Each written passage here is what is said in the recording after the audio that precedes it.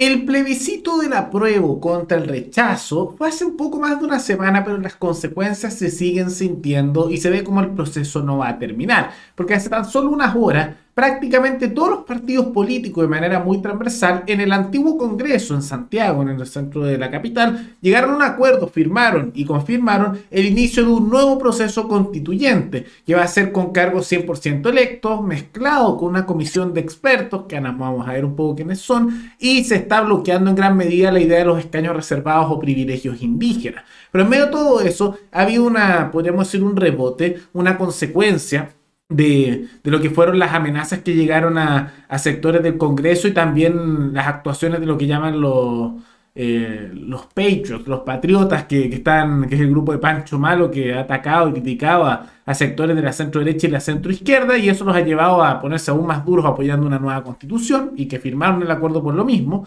Y por otro lado, hemos visto cómo, según las últimas encuestas, la popularidad de Boric se ha desplomado después del plebiscito.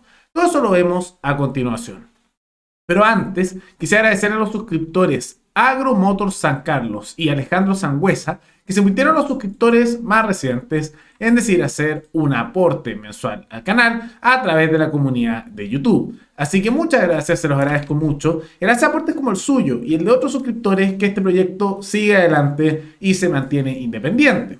Así que si alguno de ustedes quiere hacer un aporte voluntario único por Flow, o por criptomonedas, o un aporte mensual por Patreon, o por la comunidad de YouTube, pueden decidir hacerlo mirando el comentario que se encuentra fijado abajo, y también pueden apoyar este programa comentando, dando like y compartiendo este video en sus redes sociales.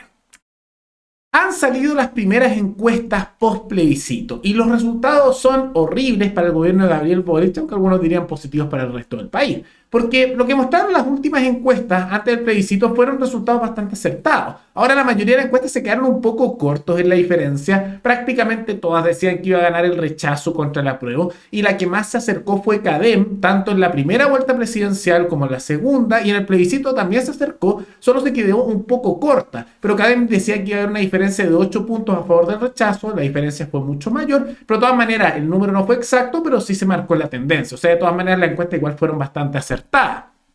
Y estas mismas encuestas han salido ahora después del plebiscito. Lo que estamos viendo es un efecto de desplome y de caída libre por parte del gobierno de Gabriel Boric posterior al resultado de la derrota tan aplastante que tuvo el apruebo frente al rechazo.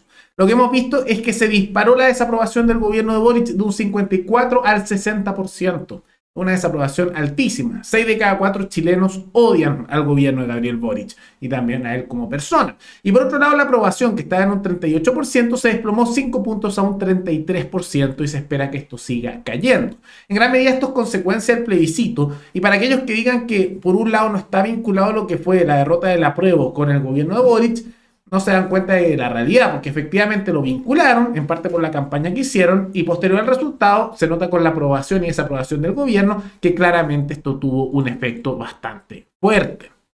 Pero más allá de eso, que se ve como un efecto post plebiscito y que muestra el desplome cada vez más fuerte de Boric, que se vuelve un gobierno cada vez más insostenible, también se han hecho preguntas sobre qué pasa después del rechazo. Porque por un lado le preguntaron a la gente por qué habían votado rechazo, que es interesante, porque en gran medida hablan de que la mayoría de las personas decidió votar rechazo no tanto por leer el texto, sino por otros escándalos. Por ejemplo, el primer grupo que más hablaba dicen que votaron rechazo porque los constituyentes les generaron desconfianza y tuvieron escándalo. Otros por la plurinacionalidad y privilegios indígenas. Otros, la tercera razón, es porque no les gustaba el gobierno de Boric, eso se afectó mucho.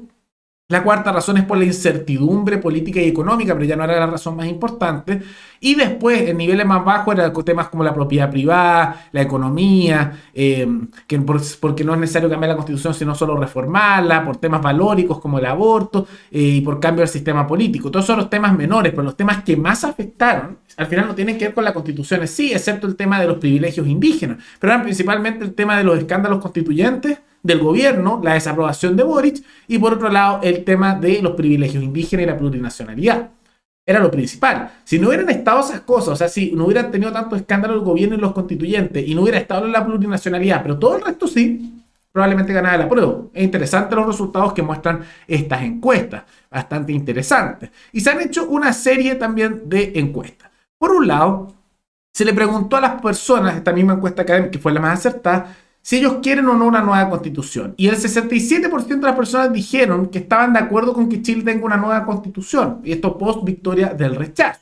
Igual es una caída con respecto al porcentaje que había originalmente en el plebiscito de entrada del apruebo, pero de todas maneras sigue siendo un porcentaje alto de personas que quieren una nueva constitución, mientras que un 33% son aquellos que no quieren una nueva constitución. O sea, subió el porcentaje, pero sigue siendo una minoría, ¿no? Mayor que lo que fue en el plebiscito de entrada, pero sigue siéndolo. Lo que sí es interesante es lo que dicen de qué tipo de proceso quieren. Y en realidad lo que más se impone como el primer grupo es que la gente quiere una comisión de expertos. En segundo lugar, quieren lo que se llama una nueva constituyente. Y en tercer lugar, en el rango más bajo, pero que representa cerca de un 25 a 30% de la población, o sea, uno de cada tres, pero igual una minoría, que quieren que se mantenga la actual y se hagan simplemente reformas. Pero al mismo tiempo se les preguntó qué pasaría si hubiera una elección entre dos opciones.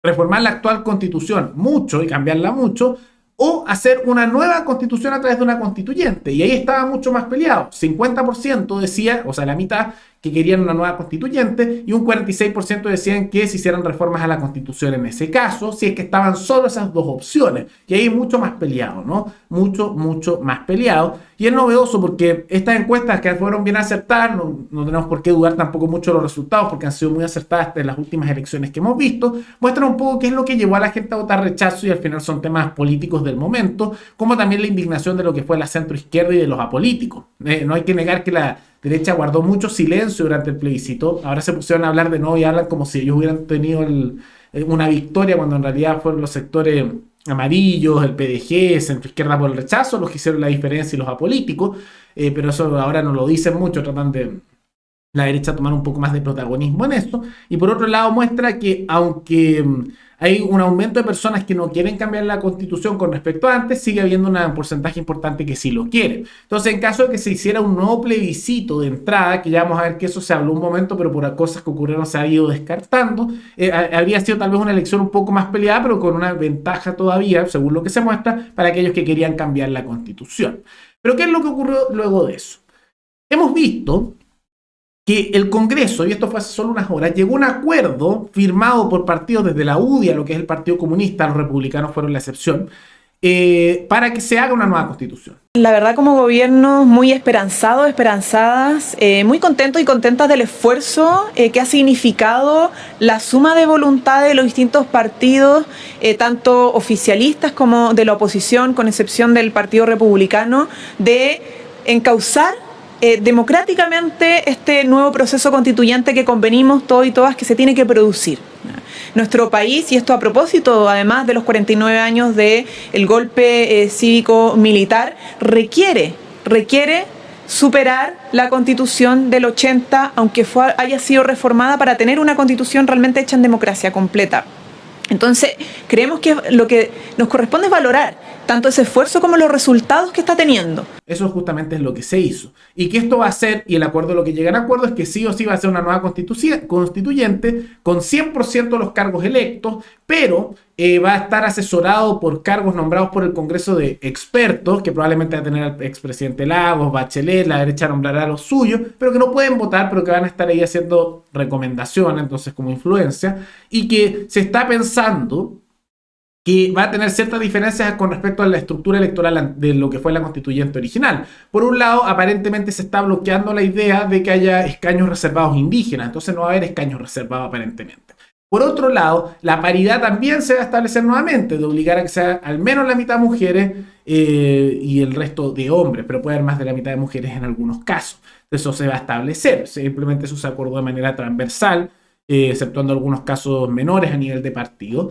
Y también se está hablando que esto de las listas de independientes, como ocurrió con la lista del pueblo, creen que fue un desastre, así que eso probablemente también se bloquee, y por lo tanto va a ser solamente candidatos con listas igual que en el Congreso, o sea, de los partidos políticos probablemente. Así que va a ser muy probable que se va a dividir por líneas de partidos políticos, tal como está el Congreso ahora, probablemente la mitad de derecha y la mitad de izquierda, más o menos partes iguales, como está el Congreso actual. Eso es lo que se llegó a acuerdo y muestra algo que ya dijimos en este canal, que la victoria del rechazo no significaba mantener la constitución actual, como dicen algunos, y algunos tratan de repetir, sino que inevitablemente llevaba a la creación de un nuevo proceso constituyente. Y eso iba a ocurrir. Y a algunos les ha gustado negarlo, no les gusta eso, pero la realidad mostró que iba en esa dirección la situación, y con esta que se acaba de votar en el Congreso el día de hoy, hace tan solo unas horas, se confirma que se va en esa dirección. Ahora, de todas maneras, lo ideal sería que hubiera un plebiscito de entrada para ver qué quiere la gente, tomando en cuenta algunas encuestas, dependiendo de las opciones que se colocan, podría ser algo mucho más peleado, o tal vez no, dependiendo qué es lo que se coloque como alternativa.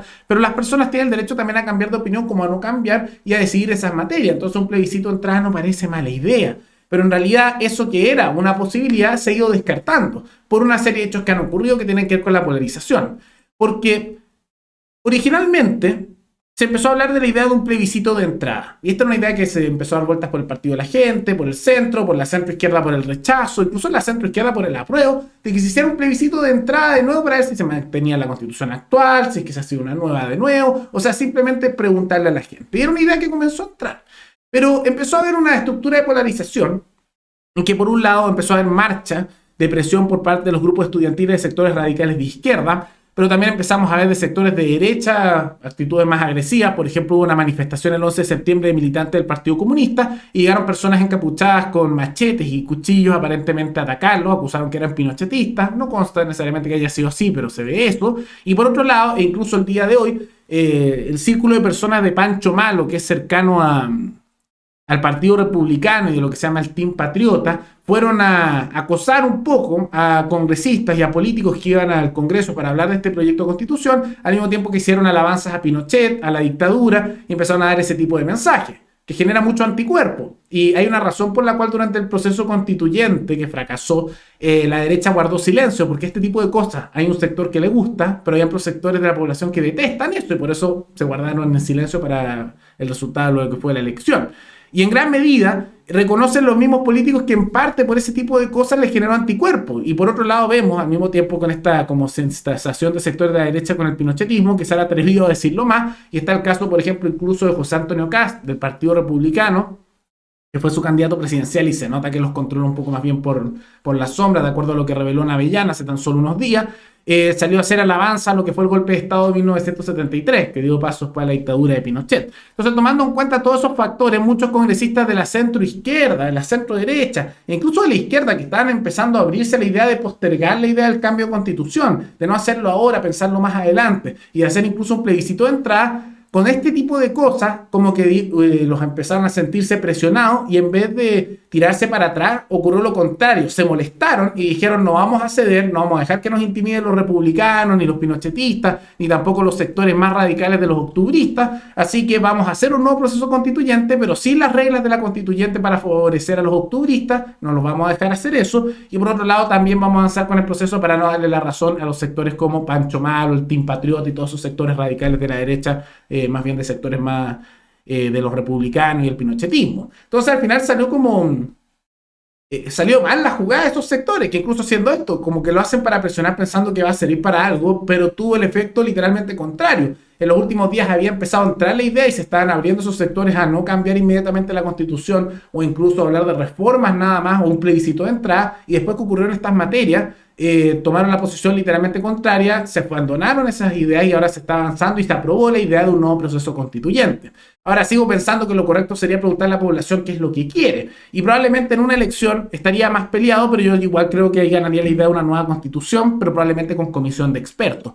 Pero de todas maneras, se debería consultar a la población sobre estas materias. Pero tomando en cuenta lo que ocurrió en los últimos días y los actos de presión y más de violencia que se están viendo por ambos sectores políticos, ha llevado a que el proceso avance y no va a haber probablemente plebiscito de entrada, y esto con un acuerdo que va desde la UDI hasta el Partido Comunista y por lo tanto tiene los votos suficientes para aplicarse. Entonces el cambio de constitución es inevitable. Ahora solo se pregunta cuándo comenzaría de nuevo el proceso, y también viene la pregunta de los detalles de cómo se van a elegir a los constituyentes, pero que se viene el proceso, se viene.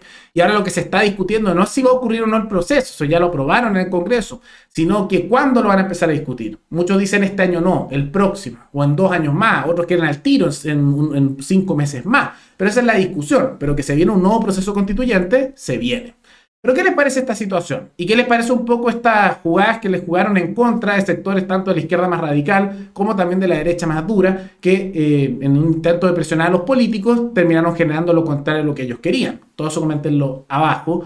Y recuerden que pueden recomendar algún tema, alguna noticia, tanto de Chile como de otros países, para otro video. Nos veremos en el siguiente programa. Hasta luego.